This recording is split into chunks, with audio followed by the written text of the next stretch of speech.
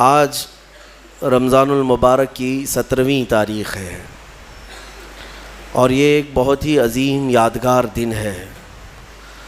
آج کا یہ دن اور آج کی یہ شب ہم اسلام کی پہلی جنگ غزوہ بدر، شہدائے بدر، اصحاب بدر کے نام آج کی ہم یہ محفل کو منسوب کرتے ہیں، اس لیے کہ جو اصحاب بدر رضوان اللہ تعالی علیہ مجمعین ہیں ان کی بڑی فضیلت آئی ہے، قرآن میں ان کا ذکر آیا اور اللہ تبارک و تعالیٰ نے ان کے متعلق فرمایا کہ بدر کے میدان میں بہت تھوڑی سی تعداد میں تم تھے لیکن اللہ نے تمہاری مدد کی۔ وَلَقَدْ نَصَرَكُمُ اللَّهُ بِبَدْرٍ وَأَنْتُمْ أَذِلَّةٌ، تم بہت کم تھے تعداد میں اور اللہ نے تمہاری مدد کی۔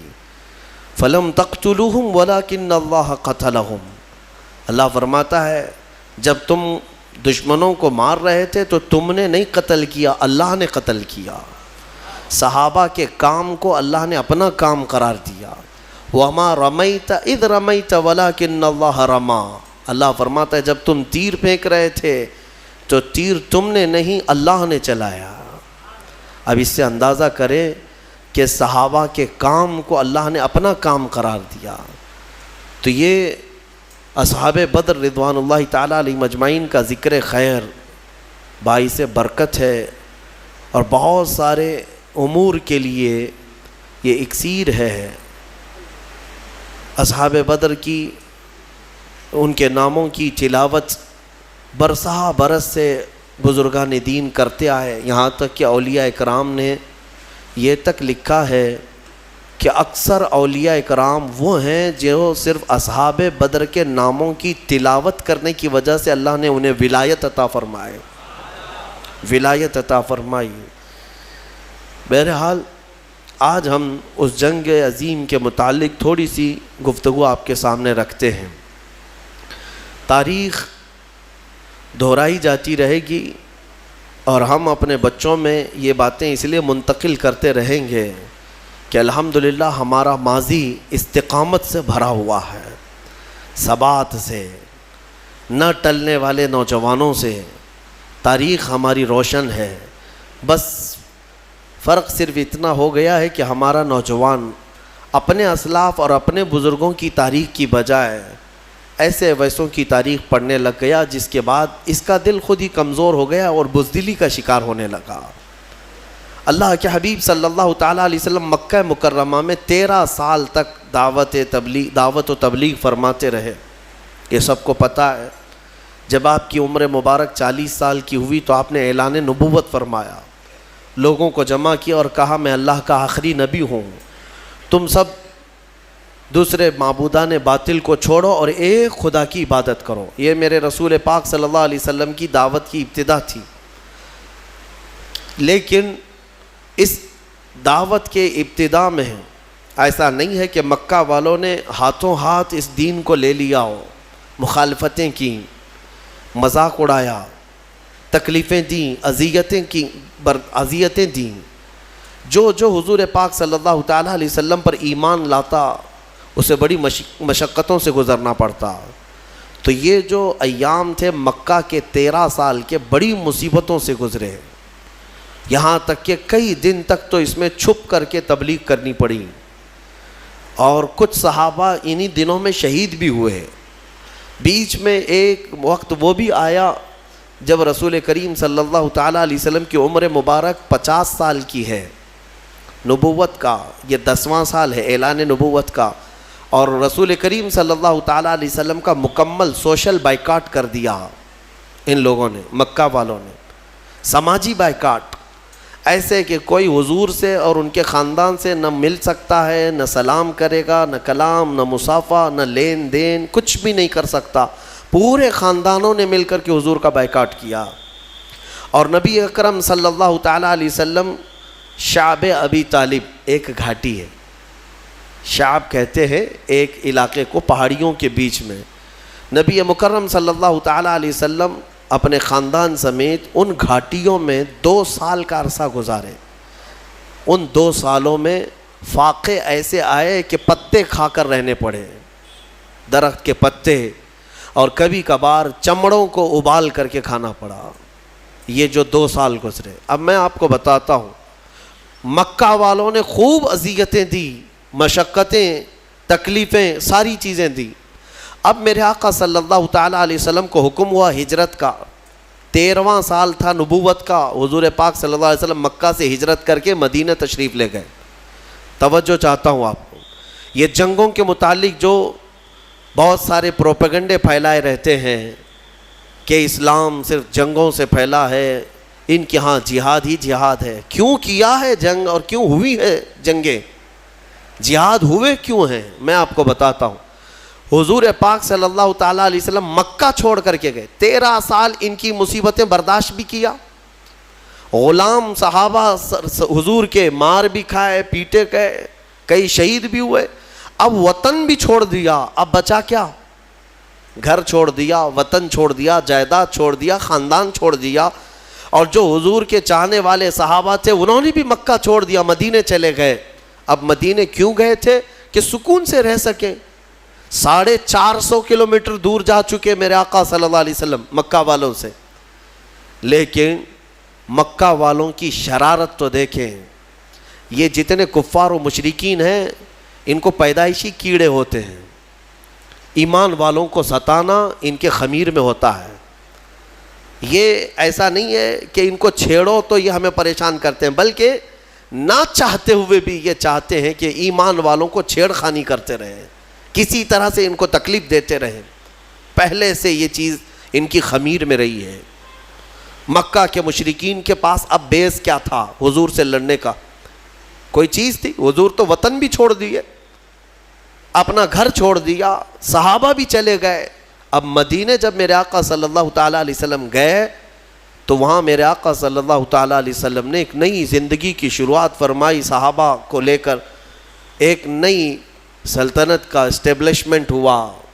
لیکن ایسے نہیں ہے کہ باضابطہ طور پر کوئی بادشاہت ہو، نہیں، بلکہ مسجد بنائی گئی، باضابطہ اسلام کا ایک تبلیغی دور کا نیا آغاز ہوا۔ اب ان ظالموں نے وہاں پر بھی سکون سے رہنے نہیں دیا۔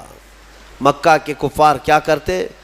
ایک ایک جتھا بنا کر کے آتے تھے، ٹولے لے کر کے، اور جب صحابہ کرام مدینے کے کھجوروں کے باغیچے میں کام کر رہے ہوتے تو جا کر کے ان کو مار دیتے یا ان کے درخت جلا دیتے اور پھر بھاگ جاتے تھے مکہ۔ یہ شب خون مارنا اس کو کہتے ہیں۔ کہاں جا کر کے کر رہے تھے؟ مدینے جا کر رہے تھے۔ اب مجھے بتاؤ کیڑے کس کے پاس ہیں؟ بہت میں سوچ سمجھ کر کے بات کر رہا ہوں، توجہ چاہتا ہوں۔ ہمیشہ سے مشرکین کی فطرت یہ ہوتی ہے کہ ایمان والوں کو چین و سکون سے رہنے نہ دیا جائے، پھر سارا الزام ان کے اوپر ڈالا جائے بعد میں کہ مسلمان چھیڑتے ہیں، مومنین چھیڑتے ہیں۔ بلکہ ہر جگہ کی تاریخ میں آپ دیکھیں، ابتدا چھیڑ خانی کی شیطان ہی کرتا ہے، اور شیطان کی یہ جماعت ہی کرتی ہے۔ صحابہ کرام کو بار بار چھیڑنا۔ اب مجھے بتاؤ، جو لوگ سب اپنا وطن چھوڑ کر آئے، گھر بار چھوڑ کر آئے، ایک نئے وطن میں رہ رہے ہیں، تب بھی تم انہیں سکون سے نہیں رہنا دینا چاہتے ہو۔ اب ان کے پاس آپشن کیا ہے؟ بتاؤ، ان کے پاس آپشن کیا ہے؟ اب وہ صحابہ اپنے جان مال اور اپنے مدینے کی حفاظت کے لیے لڑیں گے نہیں تو کیا اب بھی پتھر کھاتے بیٹھے رہیں گے؟ صحابہ کرام رضوان اللہ تعالیٰ علیہ مجمعین کو مدینے جانے کے بعد حکم ہوا، وَأَنذِرْ عَشِيرَتَكَ الْأَقْرَبِينَ۔ اللہ تبارک و تعالیٰ نے اب یہاں پر حکم فرمایا، اے رسول پاک صلی اللہ تعالیٰ علیہ وسلم، آپ اپنے اقربا کو خوف دلائیں، ڈر سنائیں، اور اس کے بعد انہی آیتوں میں اللہ تعالیٰ نے فرمایا کہ اب تم پر جہاد فرض ہو گیا۔ جہاد کیا ہے؟ اب تم دور آ چکے ہو، تمہارا اپنا وطن ہے، تمہارا اپنا ایک نظام ہے، اس کی حفاظت کے لیے اگر کوئی مدینے پر آئے گا تو تمہیں مدینے کی حفاظت کے لیے کمر بستہ ہونا ہوگا۔ رسول پاک صلی اللہ تعالیٰ علیہ وسلم کے ساتھ اب کوئی چھیڑ خانی کرتا ہے تو اب صحابہ پر فرض تھا کہ وہ اٹھے اور حضور کی عزت کی پہرے داری کرے۔ یہ ہے جہاد، یہ ہے 13 سال جو میرے آقا نے مشقتیں برداشت کیں، کبھی جنگ کیا ان کے ساتھ؟ کبھی تلوار اٹھائی ان کے خلاف؟ نہیں اٹھائی۔ مدینے جانے کے بعد بھی جب سکون سے رہنے نہیں دینا چاہتے ہو، تب پھر جو ہے جہاد کا حکم ہوا۔ اب میں آپ کو بتاتا ہوں یہ جنگ بدر کیوں ہوئی۔ مکہ میں ان صحابہ کا سارا مال جو چھوٹ گیا تھا، جائیدادیں وہاں رہ گئی تھیں، یہ سب مال جائیداد لے کر ابو سفیان ملک شام بیچنے جا رہا تھا، قافلہ تجارت کا لے کر۔ اس میں مکہ والوں کا بھی مال تھا، صحابہ کا بھی تھا۔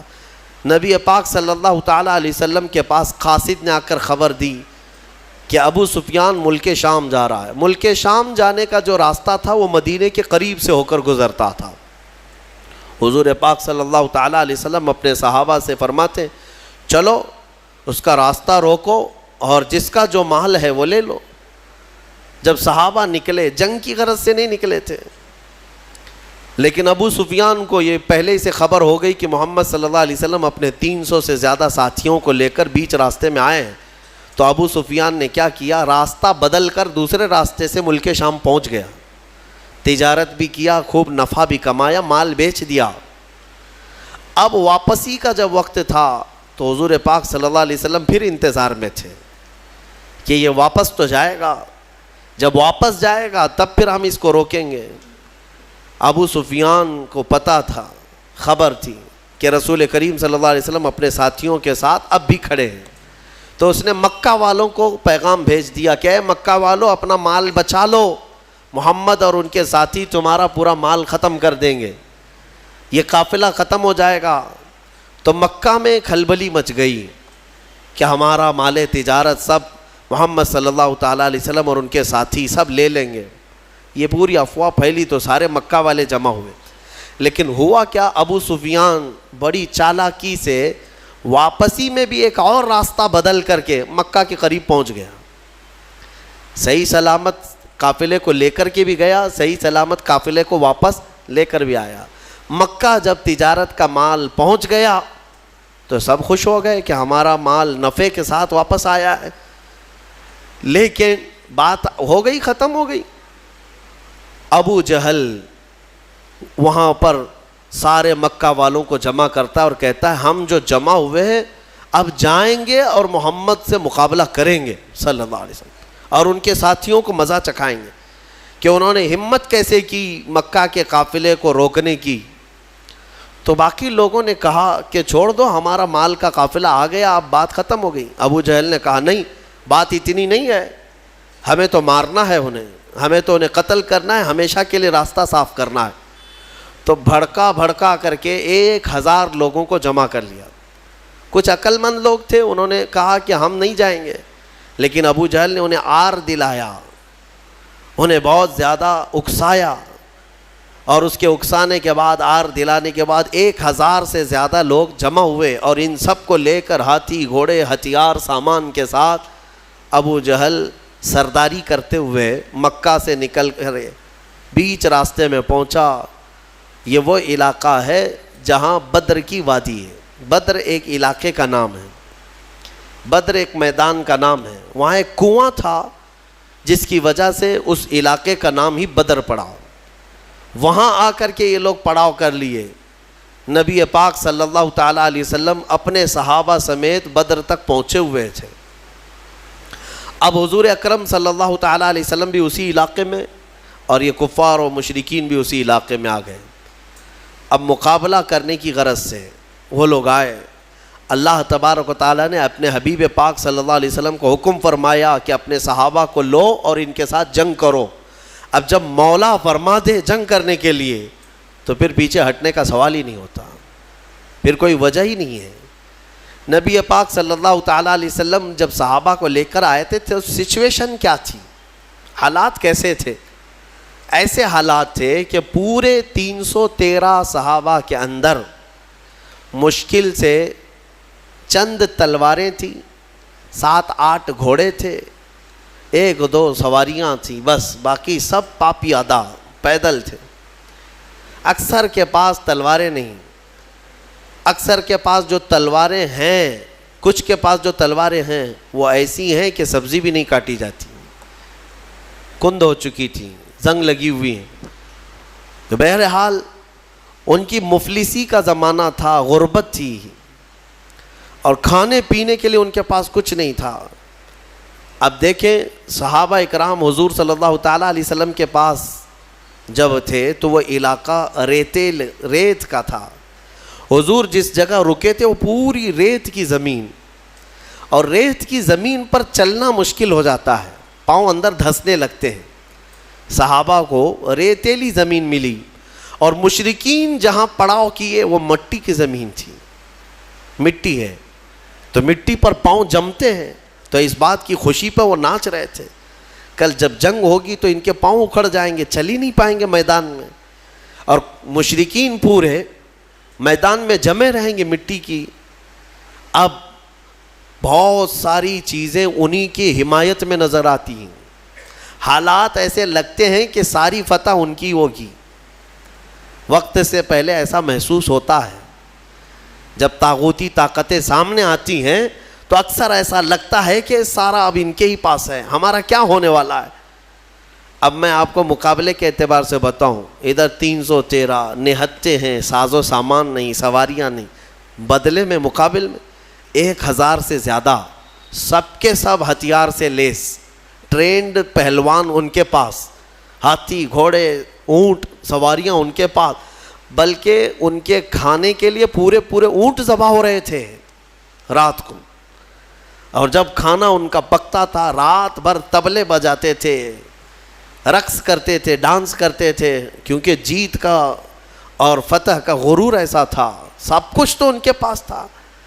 اب صحابہ جو دیکھ رہے تھے تو انسانی فطرت کا تقاضا ہے نا کہ سامنے بڑی طاقت کو دیکھ کر کے کیا محسوس کریں گے آپ.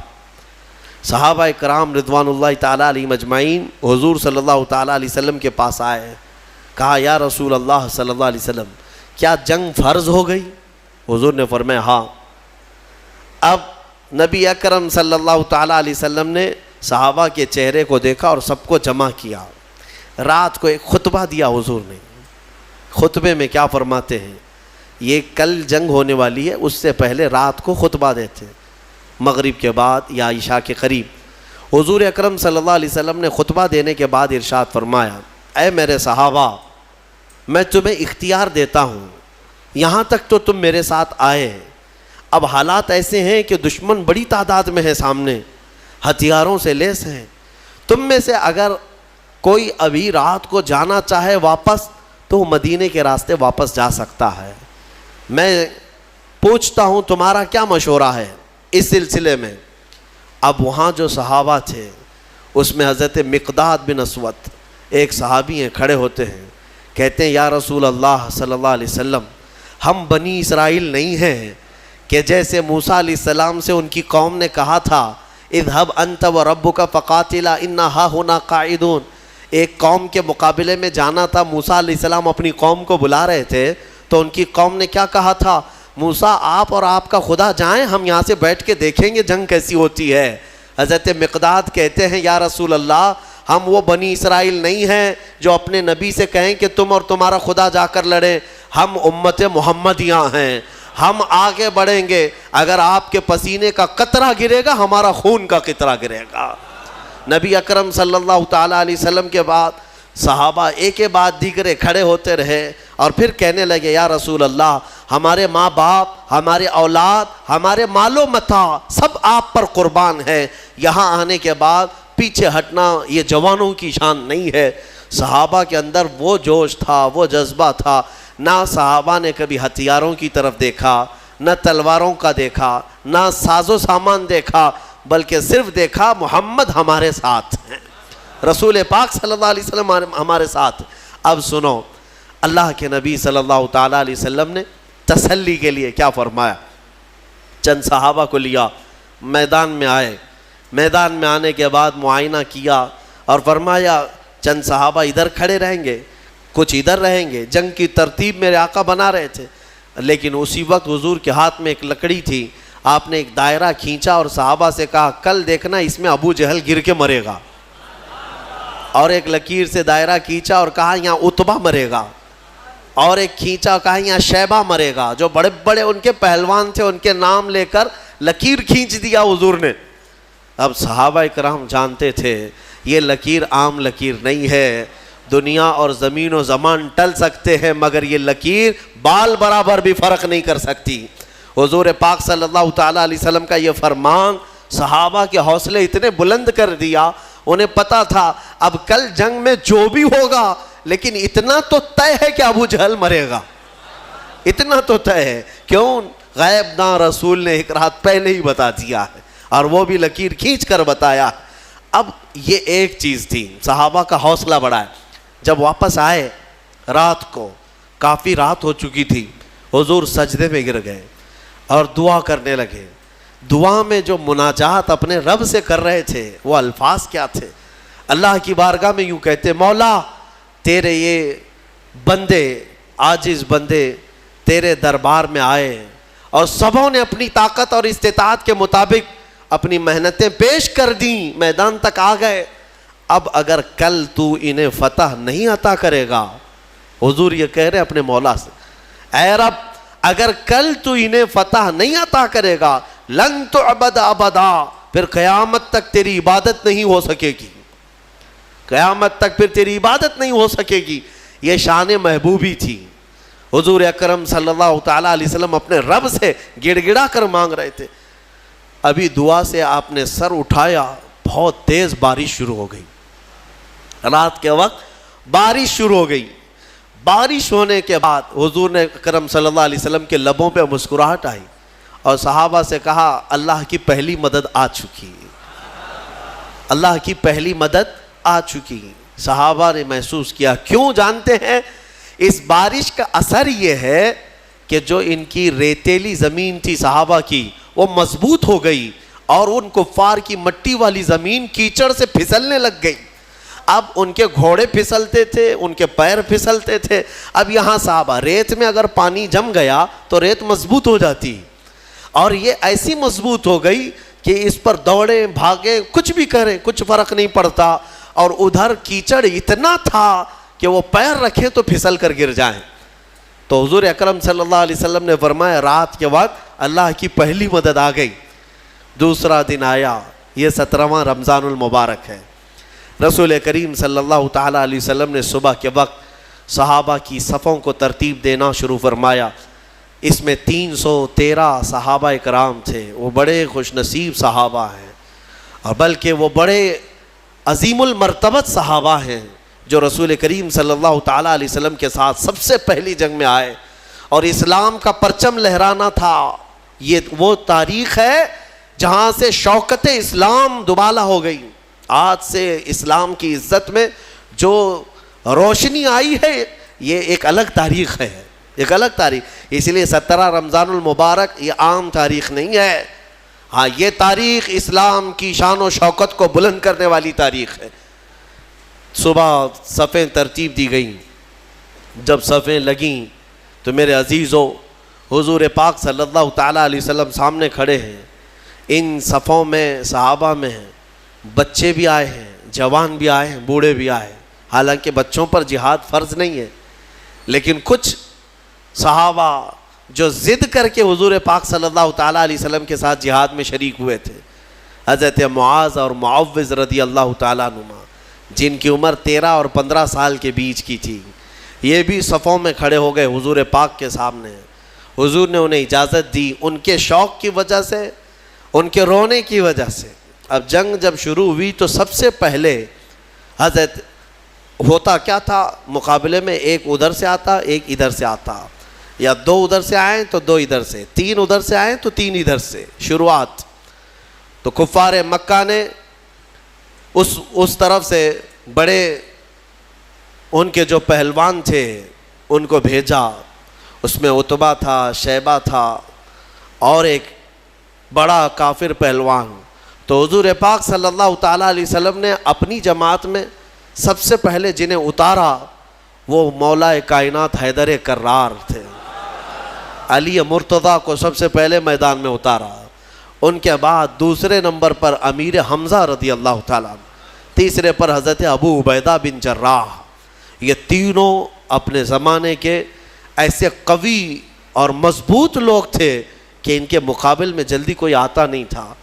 لیکن ان تینوں میں سب سے کم عمر حضرت علی کی تھی. حضرت علی کرم اللہ وجہہ الکریم کی عمر اس وقت بڑی کم تھی، یعنی تقریباً آپ کی عمر 24 سال کے آس پاس، 24 سے 25 سال کی جوانی تھی. حضرت علی رضی اللہ تعالیٰ عنہ بھی آئے، حضرت امیر حمزہ، حضرت ابو عبیدہ بن جراح ادھر سے جو مقابل میں آئے تو سب سے پہلے جب مقابلہ ہوا تو حضرت امیر حمزہ رضی اللہ تعالیٰ عنہ کے مقابل میں جو آیا تھا وہ ایک ہی وار میں ختم ہی ہو گیا. اور حضرت علی کے مقابل میں جو پہلوان آیا اس نے لڑنے سے انکار کیا، کہا کہ میں بچوں سے نہیں لڑوں گا، میرے مقابل کا کوئی بڑا آدمی بھیجا جائے. کیونکہ حضرت علی کی عمر چھوٹی تھی، اس نے کہا کہ میں چھوٹی عمر والوں سے، بچوں سے نہیں لڑوں گا. حضرت علی رضی اللہ تعالیٰ عنہ نے اس وقت فرمایا محمد صلی اللہ تعالیٰ علیہ وسلم کے غلاموں کے بچوں سے پہلے نپٹ لے، بڑوں کو بعد میں بھیجا جائے گا. اور وہ کیا نپٹتے، کیا مولا کائنات حیدر کرار کبھی وہ ان کے سامنے کوئی مقابل میں آ سکا؟ یہاں تک کہ خیبر کے جنگ کے موقع پر فرمایا گیا حضرت علی کے سامنے جب مرحب ایسا پہلوان آیا تھا جو 1000 آدمیوں سے تنہا لڑتا تھا، وہ حضرت علی کے سامنے آیا تھا. وہ بھی لوہے کی ٹوپی، اس کی سب سے مشہور ٹوپی تھی لوہے کی، پہن کے رہتا لوہے کا زرہ، اور حضرت علی اس کے مقابل میں آئے. اس وقت حضرت علی کی حالت تو یہ تھی کہ آنکھیں لال ہو گئی تھیں، آشوب چشم کی بیماری تھی اور بخار تھا، بخار بھی ہے اور آنکھیں لال تھیں وہ خیبر کے موقع پر. تب حضرت علی نے مرحب کے ساتھ جو مقابلہ کیا وہ ذوالفقار حیدری، جو تلوار ہے آپ کی، اٹھا کر جو مرحب کے سر پر مارا تھا تو وہ لوہے کی ٹوپی تک 2 ٹکڑوں میں تبدیل ہو چکی تھی. وہ وار کیا تھا، حضرت علی رضی اللہ تعالیٰ عنہ کے وار سے کوئی بچ پائے گا؟ یہاں بدر کے میدان میں بھی جو آیا وہ تھوڑی ہی دیر میں مقابلہ کرتے کرتے حضرت علی کے ایک وار میں اس کی گردن ہوا میں اڑی اور نیچے آئی. یہ وہ منظر تھا جب پیچھے جو صحابہ تھے انہوں نے دیکھا تو بلند آواز سے نعرہ تکبیر بلند کیا تھا اور پورا میدان گونج اٹھا تکبیر کی آواز سے. اسی کو تو اقبال نے کہا تھا کفر دم توڑ دے گا ٹوٹی ہوئی شمشیر کے ساتھ، کفر دم توڑ دے گا ٹوٹی ہوئی شمشیر کے ساتھ، گر تم نکل آ جاؤ ایک بار نعرہ تکبیر کے ساتھ. وہ تکبیر کی آواز وہی تھی جو صحابہ، ان کی تلواریں کیا تھی. اس کے بعد مقابلہ شروع ہوا. شروع میں ایک کے بعد دیگرے ہوتے تھے، پھر گھمسان کی لڑائیاں، یعنی صفوں کی صفیں آپس میں مل جاتی.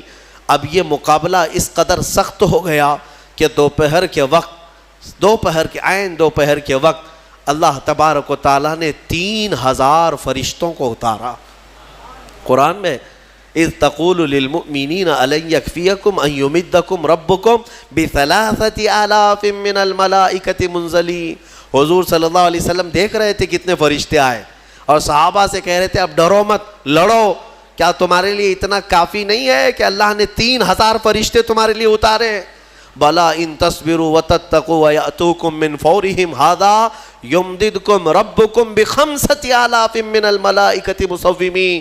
اللہ فرماتا ہے ہاں کیوں نہیں، جب تم لوگوں نے صبر کیا، استقامت سے کھڑے رہے میدان میں، تو مولا نے اپنی جانب سے مدد کرتے ہوئے 5000 فرشتوں کو اتارا. جس وادی میں یہ فرشتے اترے تھے نا، بدر کی وادی میں، جبل ملائکہ، وہاں ایک پہاڑ ہے، وہ پتھر کا پہاڑ، لیکن آج اگر آپ جا کر دیکھیں گے تو پورا ریت کا پہاڑ ہے. آس پاس پورے پتھروں کے پہاڑ، بیچ میں ایک ریت کا پہاڑ ہے، اور وہ بھی ریت ایسی کہ چھنی میں بھی چھانو تو چھن جائے، یعنی رکے گی نہیں، اتنی باریک سافٹ، اور ایسا لگتا ہے جیسے اس کا نقشہ کسی نے بنا کر رکھا ہے. اتنے سالوں سے وہ پہاڑ اسی طرح ہے. بتایا جاتا ہے کہ وہ فرشتے اس پر پہاڑ پر اتارے گئے تھے. اب 5000 فرشتے جب بدر کے میدان میں آئیں تو کفار و مشرکین کی درگت کیا ہونی ہے. میرے عزیزوں، یہ جنگ شام تک نہ چلی بلکہ 70 کافر مارے گئے صحابہ کے ہاتھوں، اور مومنین کے صرف 13 مارے گئے، 13 کی شہادت ہوئی. 14ویں ایک صحابی تھے جو زخمی ہو گئے اور راستے میں ان کا انتقال ہوا. کل ملا کر کے 14 شہید ہوئے صحابہ 13 جنگ میں, اور ان 13 میں تو 2 بچے ہیں, حضرت معاذ اور معوذ, باقی 11 جوان. آپ اندازہ کریں 313 کی جماعت لے کر کے گئے تھے اور 1000 ادھر سے آئے تھے, پھر بھی 70 ان کے مارے گئے, 70 پکڑے گئے قیدی بن کر کے, اور ادھر صرف 13 میں سے اگر جوانوں کو دیکھا جائے تو 11 صحابہ اکرام کی شہادت ہوئی. اور یہ فتح مبین ایسی تھی کہ شام ہونے سے پہلے میرے آقا صلی اللہ تعالیٰ علیہ وسلم میدان میں سجدہ ریز تھے اور یوں عرض کر رہے تھے کہ مولا تو نے اپنا وعدہ پورا کر دیا, مولا تو نے اپنا وعدہ پورا کر دیا, مومنین جمے رہے. میں کہنا اتنا ہی چاہتا ہوں میرے عزیزوں, ایمان والے کبھی اسباب پر بھروسہ نہیں کرتے, خالق اسباب پر بھروسہ کرتے ہیں.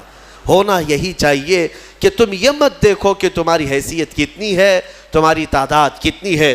اگر ایمان والے ہو تو قرآن کہتا ہے کم من فئۃ قلیلۃ غلبت فئۃ کثیرۃ باذن اللہ. اکثر ایسا ہوا ہے کہ چھوٹی جماعتوں کو اللہ بڑی جماعتوں پر بھاری کر دیتا ہے. یہ اس کی قدرت کے فیصلے ہیں. ہم نے آج تک تاریخ میں دیکھا ہے مٹھی بھر جماعت کسی کے ناک میں دم کر کے رکھتی ہے, چاہے وہ وقت کا سپر پاور ہی کیوں نہ ہو, کچھ جماعتوں کے سامنے گھٹنے ٹیکنے پر مجبور ہو جاتے ہیں. یہ حالات آج تک چلے آ رہے ہیں. میرے عزیزوں, اس بدر کی وادی میں میدان میں جو جنگ ہوئی, صحابہ نے اپنی جاں بازیاں پیش کی اور بہت ہی بہادری کے ساتھ وہ حضور اکرم صلی اللہ تعالیٰ علیہ وسلم کے ساتھ کھڑے رہے. اب میں آپ کو بتاتا ہوں, شام کا وقت ہوا, نبی اکرم صلی اللہ تعالیٰ علیہ وسلم اپنے صحابہ کے ساتھ میدان میں آئے. سارے بھاگ چکے تھے, جو بچے ہوئے تھے ساز و سامان سب چھوڑ کر بھاگے, جتنا لائے تھے مکہ سے کھانے پینے کے لیے سب میدان میں چھوڑ کر مکہ بھاگ گئے. 140 تو یہاں رہ گئے نا, باقی سب جان بچا کر بھاگے مکہ کی طرف.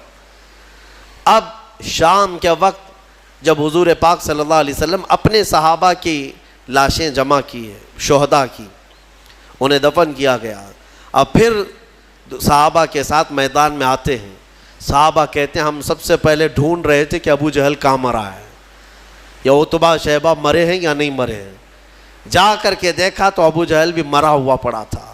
صحابہ کہتے ہیں ہم نے اس کے مرنے کی جگہ دیکھی تو رات کو کھینچی ہوئی وہ لکیر ویسی تھی, ایک بال بھی باہر نہیں گرا تھا, یعنی ایک انگلی بھی اس کی باہر نہیں تھی, اسی گھیرے کے اندر وہ گر کر مرا ہوا تھا. تم کیا سمجھتے ہو نبی پاک صلی اللہ تعالیٰ علیہ وسلم کو علم غیب نہیں ہے؟ اللہ تبارک و تعالیٰ نے اپنے رسول کو وہ سارے علوم عطا کیے جو نبی پاک نہیں جانتے, سارے علوم اللہ نے انہیں عطا کر دیے. اب عتبہ شیبہ یہ سب مرے ہوئے تھے. جنگ بدر میں کچھ ایسے لوگ بھی تھے جن کے بارے میں حضور پاک صلی اللہ تعالیٰ علیہ وسلم نے بلایا, جیسے حضرت بلال کو بلایا, حضرت بلال حبشی کو بلایا, اور ان کا جو آقا جو تکلیفیں دیتا تھا مکہ میں, ہاں امیہ, وہ بھی مرا ہوا تھا, وہ بھی گرا ہوا تھا یا زخمی تھا. تو حضرت بلال کو حضور نے فرمایا بلا کر کے, بلال آؤ اپنے آقا کو مار لو, جتنا اس نے مکہ میں تمہیں رسیاں ڈال کر کھینچا تھا, سینے پر سل رکھتا تھا, انگارے پہ سلاتا تھا, حضرت بلال حبشی نے اپنے ہاتھوں سے اس کو مارا امیہ کو. وہ دیکھنے کا دن تھا. ابو جہل آخر وقت جو کہہ رہا تھا وہ بھی سننے کا وقت تھا. ہوا یہ کہ یہ 2 چھوٹے بچے حضرت معاذ اور معوذ, یہ 2 چھوٹے تھے. حضرت عبد الرحمن بن عوف یہ کہتے ہیں میں جنگ بدر میں گزر رہا تھا کہ یہ دونوں بچے آئے میرے پاس, کہنے لگے چچا جان ابو جہل کس کا نام ہے؟ یہ جانتے بھی نہیں تھے کیونکہ وہ مکہ کا ہے اور یہ بچے مدینے سے آئے ہیں. عبد الرحمن بن عوف کہتے ہیں میں نے پوچھا بیٹا تم کو کیا کرنا ہے اس کا, وہ سردار قریش ہے, وہ پہلوان ہے. ان دونوں بچوں نے کہا سنا ہے میرے مصطفیٰ کو گالیاں دیتا ہے, سنا ہے ہمارے آقا کی شان میں وہ گستاخیاں کرتا ہے. تو حضرت عبد الرحمن بن عوف کہتے ہیں ان بچوں کا جذبہ دیکھ کر کے میں خوش تھا. بات چل رہی تھی, اچانک ابو جہل گھوڑے پر سامنے سے گزر ہی رہا تھا. حضرت عبد الرحمن بن عوف کہتے ہیں میں نے بچوں سے کہا وہ دیکھو وہ جو جا رہا ہے یہی ہے ابو جہل شیطان قریش، یہی ہے جو سارے مکہ میں گستاخیاں کرتا ہے۔ ابھی حضرت عبد الرحمن کی بات مکمل بھی نہ ہونے پائی تھی کہ یہ دونوں چیل کی طرح جھپٹ پڑے اور دونوں کے ہاتھوں میں تلواریں تھیں، دوڑتے ہوئے گئے، ایک نے گھوڑے کی ٹانگوں پر مارا تو ابو جہل گر گیا نیچے، اور جیسے ہی وہ زمین پر گرا دونوں شہزادے سینے پر چڑھ کر کے بیٹھ گئے، سینے پر چڑھ کر بیٹھے ایسے کہ ایک اس کے ہاتھوں کو جکڑ کر کے سینے پر دبوچ لیا اور دوسرے نے اس کی گردن کو الگ کر دیا، اور جب گردن پر تلوار رکھا چھوٹے صاحبزادے نے سنا ہے کہ ابو جہل کہہ رہا تھا عربی کے اشعار، وہ شعر شاعری کے لوگ تھے، فی البدی شعر بولتے تھے، مرنے سے پہلے بھی شعر و شاعری کر رہا تھا۔ کیا کہہ رہا تھا؟ کہتا میں عرب ہوں، میں عرب ہوں، غرور اور گھمنڈ جاتا نہیں، میں عرب ہوں اور میں پہلوان ہوں، مجھے موت سے خوف نہیں، میں موت سے ڈرتا نہیں، میں عرب ہوں اور مکہ کا سردار ہوں، لیکن بات اتنی سی افسوس کی ہے کہ میرے مقابل کا پہلوان مجھے نہیں مار رہا ہے، میرے مقابل کا پہلوان مجھے نہیں مار رہا ہے، چھوٹے لوگوں سے مر رہا ہوں، اتنا افسوس ہے، باقی مرنے کا مجھے خوف نہیں۔ اب اندازہ کرو ان کو مرنا بھی ہے تو بڑے پہلوانوں سے، لیکن مولا کی شان ہی الگ ہے، وہ فرعون کو ہلاک کرتا ہے تو پانی سے، نمرود کو ہلاک کرتا ہے تو مچھر سے، ابرہہ کو ہلاک کرتا ہے تو چڑیوں سے، ابو جہل کو ہلاک کرے گا تو بچوں سے۔